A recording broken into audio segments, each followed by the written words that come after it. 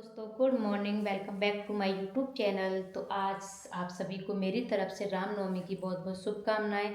तो मैं नहा धो के हो गई हूँ एकदम तैयार। सारा काम जो नॉर्मल होता है, झाड़ू पोछा सब हो गया है। तो बस अब करनी है हमें खाने पीने की तैयारी, क्योंकि आज कन्याओं को भी खिलाना होता है और आज लास्ट पूजा होती है। तो कन्याएं तो इतनी आसानी से मिलती नहीं है, तो मैं खाना बना लेती हूँ, क्योंकि हमारे पास में मंदिर है, यहाँ नहीं हो पाती है, तो मैं मंदिर पर खाना बच्चों को दे आती हूँ। तो बस अब खाने की तैयारी कर लेते हैं। किचन को वैसे मैंने रात को एकदम क्लीन करके सोई थी। तो यहाँ पे आप देख सकते हैं मैं किचन को एकदम सुबह रात को एकदम क्लीन करके सोई थी। और ये जो कढ़ाई वगैरह है ये सब मैंने रात को ही निकाल दी थी। और इधर मैंने चने भिगो दिए थे रात को ही, तो ओवरनाइट भीग के ना अच्छे से हो जाते हैं चने। उसके बाद मैं बस इसे नॉर्मल कपड़े से पोंछ देती हूँ, जिससे किचन जो है बासी भी ना रहे। और मैं नहा धो के फ्री हो गई हूँ। तो यहाँ पे मैं किचन को एकदम अच्छे से क्लीन कर देती हूँ। दूध भी मैं लेके आ गई थी, तो किचन हो गई एकदम क्लीन। बस अब मैं लग जाती हूँ अपने खाने बनाने की तैयारी में, क्योंकि आज ना खाने में कई सारी चीज़ें बनेंगी भोग के लिए। तो सबसे पहले मैं रख देती हूँ काले चने को अच्छे से। मैंने 3 से 4 पानी वॉश किया, उसके बाद कुकर में डाल देती हूँ। मैंने 3 से 4 सीटी अच्छे से उबाल लूँगी। और यहाँ पे बैंगन मेरे साथ ही साथ घूम रहा था। इसका क्या है कि हम जग जाते हैं ना, तभी हमारे साथ जग जाता है। उसके साथ जहाँ हम जाएंगे हमारे पीछे पीछे इसका घूमने का काम ही रहता है। इसमें डाला मैंने थोड़ा सा पानी और उसको रख देती हूँ, गैस पे चढ़ा देती हूँ। और इसके साथ साथ यहाँ पे आप तैयारी कर लेंगे हलवा की भी। तो यहाँ पे मैं कढ़ाई ले लेती हूँ। मैंने 2 से 3 कढ़ाई साफ कर ली थी, मैं आपको दिखा चुकी हूँ पहले। तो यहाँ पे आप सूजी भी हम यहाँ पे भून लेंगे। तो यहाँ मैं सूजी का लिया आधा केजी का पैकेट। मैं एक प्लेट पे निकाल के चेक कर लेती हूँ। तो कभी क्या होता है, सूजी में काले काले से दाने आ जाते हैं, तो वो मैं गंदगी नहीं होनी चाहिए। उसको मैं यहाँ पे अच्छे से चेक किया। उसके बाद यहाँ पे मैं ले लेती हूँ घी। तो मैं घी में ही बनाऊंगी हलवे को। भोग के लिए हमेशा घी में ही बनता है। यहाँ पे मैंने ज़्यादा सा घी लिया। उसके बाद मैं यहाँ पे डाल देती हूँ सूजी। करीब मैं यहाँ पे 200 ग्राम के करीब घी लिया। उसके बाद मैंने यहाँ पे सूजी डाल दी। और सूजी को ना मैं अच्छे से भून लूँगी, इसका अच्छा सा कलर आने तक और अच्छे से खुशबू आने तक सूजी को हमें अच्छे से भून लेना है। जितनी अच्छी सूजी भुनेगी ना, उतना ही अच्छा हमारा हलवा बनेगा। तो यहाँ पे बहुत ही काम ये ना बहुत जल्दी जल्दी के होते हैं सुबह के। तो आप देख सकते हैं सूजी का कलर चेंज हुआ। उसके बाद मैंने यहाँ पे आधी किलो सूजी के अकॉर्डिंग पानी डाला है इसमें। तो तिगना पानी डालना होता है। जैसे 1 कटोरी सूजी है तो हमें 3 कटोरी पानी, उसी के अकॉर्डिंग मैंने यहाँ पे पानी डाला है इसमें। और इसको अच्छे से चलाते हुए पका लूंगी। यहाँ पे आप देख सकते हैं इसमें डाल दिए मैंने बादाम, काजू, सारी चीज़ें मैंने बारीक बारीक चॉप कर ली थी। और मैंने यहाँ पे किशमिश भी डाल दी है इसमें। और इसे अच्छे से मिला लूंगी। और मैं हमारे यहाँ क्या है, जैसे हलवे को ऐसे छोड़ देते हैं, नहीं हमारे यहाँ प्लेटों पे इसको फैलाया जाता है घी लगा के। और उसके बाद कतली सी काट दी जाती है। देखो अब मैंने यहाँ 4 प्लेट तैयार कर ली है, इस पर घी लगा लिया है। और इस तरह से मैं इसको फैला दूंगी गरम गरम हलवे को, जिससे इसके सेट हो जाएगा और कतलियाँ अच्छे से कट जाएंगी। तो हमारे यहाँ ऐसे ही थाल लगाए जाते हैं। और बाद में हम इसको काट के तैयार कर लेंगे। इसके ऊपर ना नारियल को हम अच्छे से कद्दूकस कर लूंगी मैं बारीक वाली उसमें। और इसको इसके ऊपर फैला देंगे नारियल को भी, तो देखने में बहुत अच्छे लगते हैं। तो हमारे यहाँ इस तरह से होता है। आपके कैसे होता है कमेंट करके जरूर बताना। तो आप देख सकते हैं नारियल को मैंने गोला जो होता है ना, उसको मैंने इस तरह से कद्दूकस कर लिया था। तो इस चारों प्लेटों के ऊपर मैं इस तरह फैला देती हूँ, उसे सेट होने के लिए छोड़ देती हूँ। इधर रख दिया मैंने कुकर को साफ कर लिया था, चने को बाहर निकाल लिया। और यहाँ पे मैं इसमें डाल देती हूँ खीर के चावल। थोड़े से लिए थे, इसमें 2 से 3 सीटी लगा लेंगे लो टू मीडियम फ्लेम पे। और बहुत झटपट हमारी खीर बन के तैयार हो जाती है। ये तरीका आप जरूर अपना के देखना। इधर ले ली है मैंने गोभी आलू की सब्जी बनाऊंगी, तो साथ साथ मैं इधर गोभी भी काट लेती हूँ। क्योंकि सुबह सुबह ना बहुत ज़्यादा काम होते हैं, बहुत जल्दी का काम रहता है। आटा मैंने लगा के रख दिया था, वो मैंने वीडियो में नहीं शूट किया, क्योंकि बहुत काम होते हैं तो एक दो काम मिस भी हो जाते हैं। इधर मैंने गोभी काट के रख दी। उधर मैंने दूध भी डाल दिया उसमें। इधर मैं लगी थी सब्जी बनाने के लिए। चने भी मेरे बन के तैयार हो गए। इधर मैं अब सब्जी बना लेती हूँ। इसमें डाले टमाटर और हरी मिर्च, क्योंकि बहुत ही सिंपल तरीके से हमारी सब्जी बनेगी। लहसुन प्याज का बिल्कुल भी यूज नहीं होता है। यहाँ पे सारे मसाले डाले, हल्दी, लाल मिर्च, नमक, धनिया, सारे मसाले और गोभी और आलू डाल दिए। यहाँ मैंने 2 आलू और 1 किलो गोभी इसमें डाली थी। और साथ ही दूसरी साइड में मेरी खीर भी बन रही थी। तो सारे काम ना जल्दी जल्दी हो रहे थे इसी तरीके से। धनिया, हरी मिर्च मैंने अपनी दोनों चीज़ों के लिए काट लिए थे, सब्जी के लिए भी और अपनी कोमरी चने के लिए भी। चने मेरी बनके रेडी हो गए थे। उनको बस बॉईल करने के बाद हमने नमक मिर्च मसाले में बस फ्राई किया हल्का सा, क्योंकि ज़्यादा तो नहीं डालना है, क्योंकि हम कन्याओं को खिलाएंगे। छोटे बच्चे ज़्यादा मिर्च वगैरह नहीं खाते हैं, तो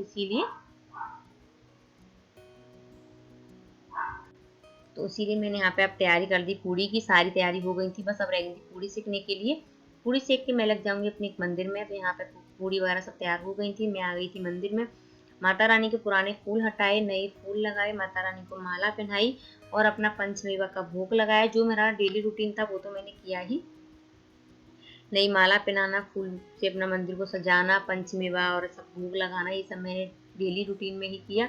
उसके बाद मैंने अपने दीपक वगैरह की तैयारी कर ली। इधर मैं लड्डू गोपाल को नहला दिया, उनकी दीपक की प्लेट तैयार कर ली। तो ये सब ना मैं डेली करती थी, वो मैंने नवमी वाले दिन भी किया। और अपने प्लेट और हलवा वगैरह सब मैं मंदिर में लेके चली गई, क्योंकि यहाँ पे हमें मंदिर में पहले भोग पूजा करनी थी, उसके बाद हम कन्या को खिलाएंगे। दीपक जला दिया। यहाँ पे जो ग्यारह वगैरह होती है उसमें मैंने अपना भोग लगाया, माता रानी के पेट पर भोग लगाया और अपने लड्डू गोपाल जो भगवान जी का उनका भी भोग लगाया। तो उनकी प्लेट सब मैं तैयार कर ली थी। इधर दीपक से आरती वगैरह की, जो हम रेगुलर पूजा करते हैं वो भी की। उसके बाद अपना छोटा सा जो मैं डेली हवन करती थी मैंने वो भी अपना नॉर्मल ही किया। तो मेरी नॉर्मल पूजा के साथ साथ ये नवमी की पूजा भी हुई। हर साल हमारे यहाँ ऐसी ही होती है, लेकिन इस बार थोड़ा छोटे में रहा, क्योंकि मेरे जो पापा जी थे वो नहीं थे, मम्मी भी नहीं थी, घर के बड़े नहीं होते। तो आपको पता है कि हम इतने भी अभी नहीं हो गए हैं कि हम सारे काम अच्छे से मैनेज कर पाए। बड़े होते तो और अच्छे से होता, लेकिन कोई नहीं, उनसे थोड़ा बहुत सीखा है, उसी तरीके से हम जो कर रहे हैं अपने कामों को। और देखो हम उनसे ही सीख सीख के हम थोड़ा बहुत आगे बढ़ेंगे। आज करेंगे तभी हम छोटी छोटी चीज़ों को सीखेंगे। तो अपने से बड़ों से या अपने आस पड़ोस से कहीं ना कहीं से चीज़ों को सीखते रहना चाहिए। तो ये जो अपनी पूजा पाठ का काम है, कुछ मैं अपने मायके से सीखा, कुछ मैंने अपने ससुराल आके सीखा। तो ये चीज़ें मैं सीखी, पूजा पाठ की, माता रानी की आरती की। बस माता रानी अपना आशीर्वाद ऐसे ही हम पे सदा बनाए रखना। और बहुत खुशी होती है जब माता रानी घर में आती है ना, तो उस खुशी को तो हम बता ही नहीं सकते कि कितनी खुशी होती है। लेकिन जिस दिन जाती है ना, उस दुख को भी नहीं बता सकते कि कितना दुख होता है। ये 9 दिन ना पता ही नहीं चलते हैं कि कब निकल गए। तो उसके बाद मैंने यहाँ पे पूजा वगैरह कर ली थी, भगवान जी का भोग लगा दिया। भगवान जी का भोग लगाने के बाद हम अब तैयारी कर लेंगे अपनी कन्याओं की। जो कन्या भी आ चुकी थी घर पे, मैंने सोचा नहीं मिलेंगी, लेकिन मिल गई। तो भैया इससे अच्छी बात ही क्या है कि घर में कन्या आए आए हम कन्या को खाना खिलाएं, इससे अच्छी तो कोई बात ही नहीं है। तो यहाँ पे बस सब घर पे कन्या आ गई थी, तो उनकी भी तैयारी मैंने कर ली। तो यहाँ पे मैं इसमें प्लेट परात, बड़ी परात ले ली थी, इसमें फूल और गंगा जल, और यहाँ पे मैं लेके आई थी पानी, जिससे मैंने अपनी सारी कन्या लावड़ा जितनी भी थी सबके पैर धोए। उसके बाद सबके पैर में पहुँचती गई। तो ये ना इनका इनके माता रानी का रूप ही समझा जाता है, इनको अच्छे से इनकी सेवा की जाती है। तो यहाँ पर सब बच्चे खुश हो रहे थे, हमारे भी पैर दो, हमारे भी पैर दो। बच्चे भी बड़े खुश हो रहे थे। बच्चों को पता है मतलब खुशी सी होती है कि ये आज का दिन उनके लिए भी मतलब कोई मतलब खुशी का दिन होता है। लेकिन आज के दिन ना कन्याओं को ढूंढना भी बहुत मुश्किल पड़ जाता है। छोटे छोटे बच्चे थे ना, तो ये दूसरी जगह भी खा के आए थे, क्योंकि आज ना बच्चों की लाइन लगी होती है। और ये बहनी को देख के थोड़ा शैतानी कर रहे थे, उसको परेशान कर रहे थे। मैंने बोला उसको परेशान ना करो भाई, क्योंकि वो छोटा है, वो डरता भी है अभी नए लोगों से। बहुत प्यारा सा है। और कुंज भी यहाँ पे, ये मेरी दीदी है पड़ोस में, उनकी बेटी है, ये भी यहाँ पे देख के खुश हो रही थी बहनी को, मतलब इतनी शैतानी नहीं कर रही थी, अपने शांति बैठी थी। तो एक एक करके सारी कन्याओं के इसी तरह से हमने चरण धोए, उनको प्रणाम लिया, उनका आशीर्वाद लिया। और आप देख सकते हैं बेनी बेनी भी सूंघ रहा था कि नए नए लोग हमारे घर पर कहाँ से आ गए, क्योंकि ये कभी कभी इंसान को जब देखते हैं तो इनको भी आपको पता है कि नए ही लगते हैं कि भाई कौन है।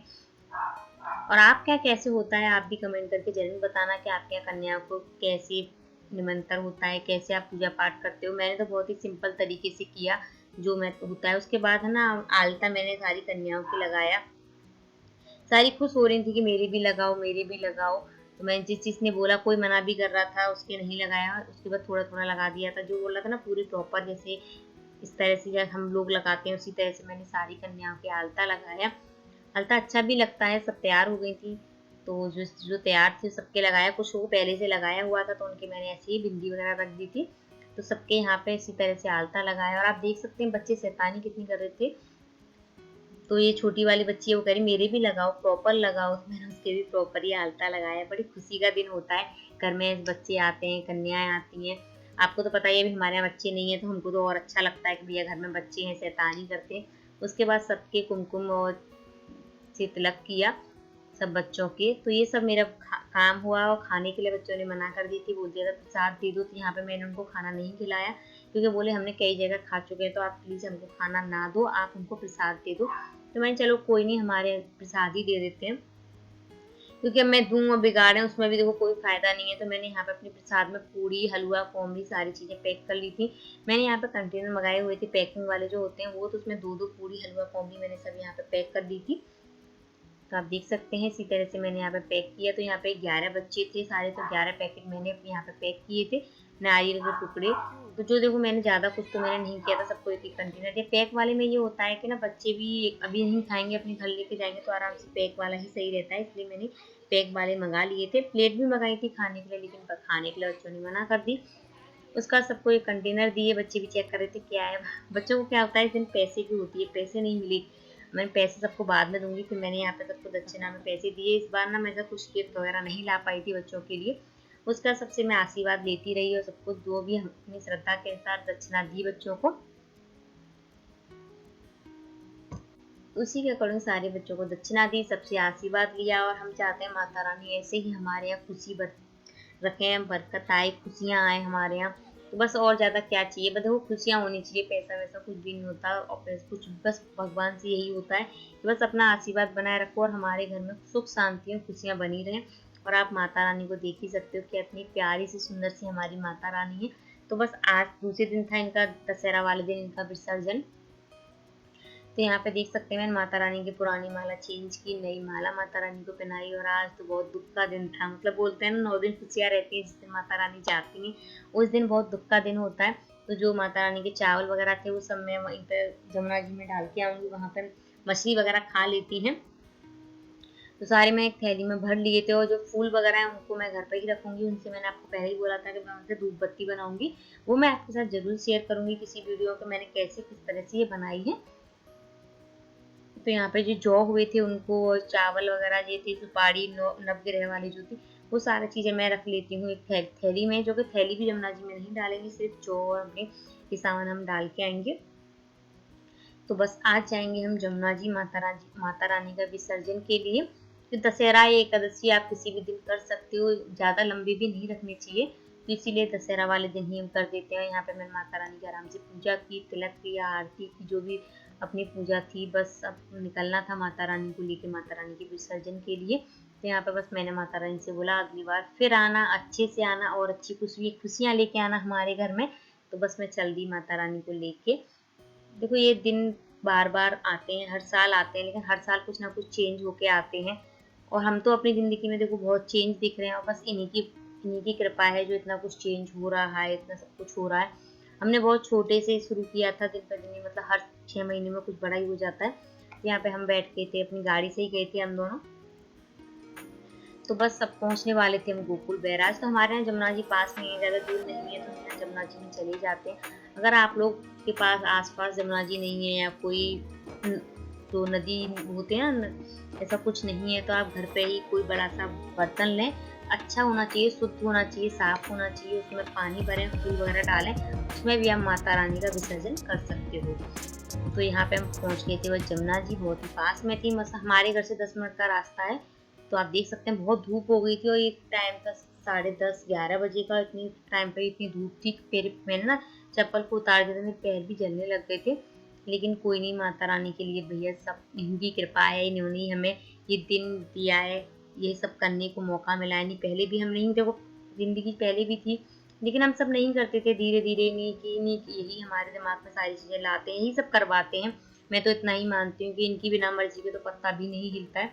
तो यहाँ पे हमने बोट वाले से भैया से बात की थी, मोटर वाली बोट, क्योंकि ना मोटर वाली सही रहती है, वो वाले भैया ना थोड़ा बहुत धीमे धीमे चलाते हैं और पास में ही घुमा देते हैं। हमने बोट वाले भैया से बात की, तो वो यहाँ पे बोल रहे थे कि आपको यशोदा घाट और गोपी घाट पे हम आपको घुमा के लाएंगे। मैंने चलो भैया पास में ही था, ज़्यादा दूर नहीं था, चलो आपको भी हमारे दिखाते हैं यशोदा और गोपी घाट। यशोदा घाट और गोपी घाट वो घाट है जहाँ पे यशोदा मैया कृष्ण भगवान को नहलाती थी सुबह सुबह, अपना जो भी कृष्ण भगवान यहीं पे स्नान करने आते थे, यहाँ पे गोपियाँ भी स्नान करती थी। तो यही इसी घाट का इसीलिए गोपी घाट और यशोदा घाट नाम इस घाट का रख दिया गया था, क्योंकि ये गोकुल में वो रहे हैं, पैदा हुए हैं, तो उनका ये गांव था, तो इसीलिए यहाँ पे वो स्नान करते थे, यहाँ आते थे, तो उनके नाम पे ये पड़ गया। तो आप देख सकते हैं यहाँ पे मैं आपको दिखाऊंगी, और बहुत ही पास में थे, ज़्यादा पानी वानी भी नहीं था। और ये जो घाट है यही गोपी और यशोदा घाट है, जहाँ पे गोपियाँ और श्री कृष्ण यहाँ पे नहाया करती थी। तो ज़्यादा अभी ना जमुना जी में पानी भी बहुत कम हो गया है, तो हमने बीच में थोड़ा आगे बढ़े, ज़्यादा आगे भी नहीं गए थे। यहीं पे हमने अपने पूरे फूल डाले, उसके बाद अपनी माता रानी का विसर्जन किया। तो थोड़ा दुख तो आपको मैं बता ही नहीं सकती कितना दुख होता है, बहुत ज़्यादा दुख हुआ। बस यही कह के विदा करते हैं माता रानी अगले साल फिर आना और अच्छे से आना। उसके बाद फिर से फूल जलाए और मैं यहाँ पे दीपक लेके आई थी दोने में। पता दीपक के इसमें लेके आते चलता नहीं है, डूब जाता है। तो इस बार मैंने मेरा दिमाग चल गया घर पे से ही मैंने दीपक मैं ना दोने में लेके जाऊंगी, उसमें अच्छे से जल जाता है। तो यहाँ पे मैंने दीपक भी जलाया और अपनी जो भी पूजा पाठ थी अपना किया, और जो जौ वगैरह थे वो मैंने थैली से निकाल के इसमें अलग से मैंने डाल दिए थे, क्योंकि पॉलीथीन हमें इसमें नहीं डालनी है। मैंने जो फूल वाली पॉलीथीन थी वो भी मैंने इसमें डाली, कोई गंदगी नहीं करनी चाहिए कभी भी। आप कभी भी जमुना जी या कहीं भी जाते हो वहाँ पर गंदगी ना करें। और जो अपने चावल वगैरह मैं लेके आई थी वो मछलियों के लिए मैं यहाँ पर डाल देती हूँ, और जो अपने थोड़े बहुत पत्ते वगैरह थे वो भी मैंने यहीं पे डाल दिए थे, जो कि जल्दी बहुत सूख जाते हैं। तो यहाँ पे मैंने कोई भी गंदगी नहीं की थी और गंदगी करनी भी नहीं चाहिए। तो अगर आपको मेरा ये ब्लॉग अच्छा लगा हो तो मेरी वीडियो को प्लीज़ लाइक कमेंट करना मत भूलना, मेरे चैनल को जरूर सब्सक्राइब करना। आपके लिए फिर लेके आऊँगी एक नई वीडियो। जब तक के लिए bye bye, thank you for watching. फिर मिलेंगे नेक्स्ट वीडियो में।